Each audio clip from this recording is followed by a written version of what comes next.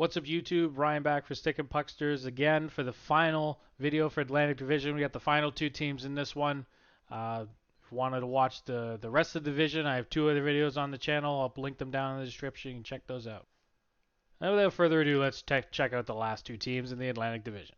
Also, if you wait around to the end of the video, I'm going to be going through the entire Atlantic Division again, giving my final prediction of each seed and each team, just to give an overall wrap-up of the three videos, and let's do it.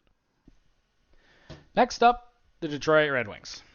For me, Detroit is a lottery team this year. They're not very good. Some certain guys might make some improvements personal stat wise, but they're not even close to being a playoff team. I love going on Cap Friendly and looking at Detroit's Cap Friendly page. The contract structure on this team is hilarious, and it shows the end of an era for a team that was so good for so long and made all those playoff streaks. And then they have guys like Franz Nielsen signed at 5.25 for the next 3 years, Justin Abdelkader 4.25 for the next 4 years, Darren Helm at 3.8 for 2 years. You get it. The contract structure is all over the place, and they're going to have to phase these guys out quick. They're also really old on the blue line, and they have a lot of veteran guys, or old or veteran, however you want to call it. Mike Green, Jonathan Ericsson, Trevor Daley. They're all 33 or older.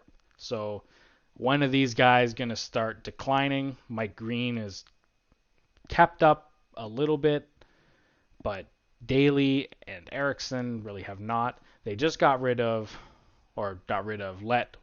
Nicholas Cronwall walk, so they got a little younger, if you can believe that. Madison Bowie is a guy who's really young, who could step up and take some minutes from these guys this year. Jimmy Howard and Jonathan Bernier in net, I don't think is even remotely close to good enough. Jimmy Howard is not the goalie he was a few years ago, and Jonathan Bernier has never been the good goalie we all thought he was out of LA. Even last year, where he had a decent season, he's not good enough to be pulling this team into the playoffs with him. And I'm harping on the Red Wings a little bit too hard. They are in a rebuild. We'll see how it goes for them going forward, but I don't expect much from this team this year. As a Leaf fan, the Detroit Red Wings were really crazy to play last year because every game we seemed to play against them, it was like some crazy shootout and 6-5 games and all this. Like, it was really close, and I didn't understand why. It's because they do have guys that have a lot of skill. Dylan Larkin is a really good player. Andreas Athanasiou and Tyler Bertuzzi and Anthony Mantha are guys who they can build around going forward for sure. Yeah, like I said, Detroit lottery team. Let's move on to the last team on my list, and probably the last team, the Ottawa Senators. Sorry, Alex, I'm going to rip on the Ottawa Senators on you for a couple minutes. Sorry. But no, in all seriousness, outside of the crazy ownership group that team has and a lot of the bad shit that's happening around there, I think I kind of like what the Ottawa Senators have been doing for the last year as far as the pieces they've brought in, the trades they've made. Yes, even the Matt Duchene trade, even though it was a little wonky. Brought in a couple guys that way, and I think they're poised to rebuild not very quickly, but they're going to get there eventually. To be honest, the Ottawa Senators remind me of the 2014-15 Toronto Maple Leafs because they have a lot of guys on one-year contracts this year, and they could be easy trade bait in the trade deadline this year. Guys like J.G. Pajot, Connor Brown, Anthony Duclair, maybe these younger guys you'd want to keep, but J.G. Pajot is an easy trade. Ron Hainsey could be a trade for a veteran team. Mark Borowiecki, all on one-year deals. Dylan DeMello, but I think you want to keep Dylan DeMello. Craig Anderson potentially could be traded if he plays well enough and teams need a goaltender or goaltending depth. I feel like they're just going to sell in the next year. A guy I'm really curious if he's going to get any NHL action, and he should, is Eric Brandstrom. Eric Brandstrom looks really good in everything I've seen him in.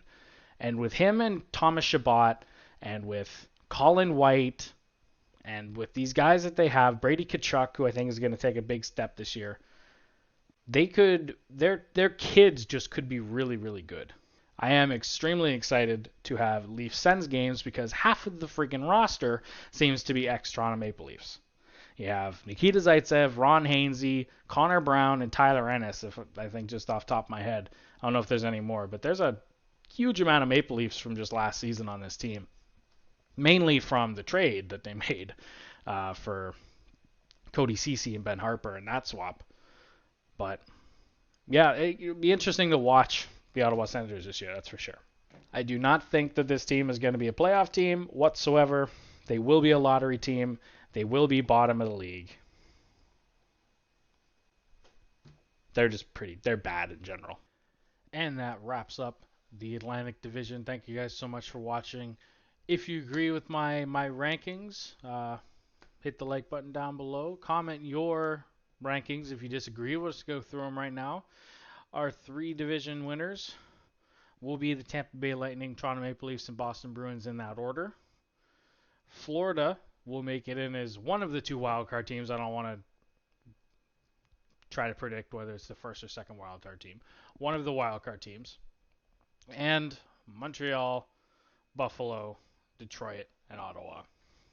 We'll all miss the playoffs this year. Detroit and Ottawa being lottery teams, I think. Montreal and Buffalo, might have good runs in the year. Buffalo did go on a 10-game winning streak last year. But no, this year is not their year. Thank you guys so much for watching. If you'd like to see me review the rest of the divisions, hit that subscribe button and join the Stickin' Pucksters YouTube channel. And yeah, as always, thank you very much for watching. We'll catch you in the next one. Later.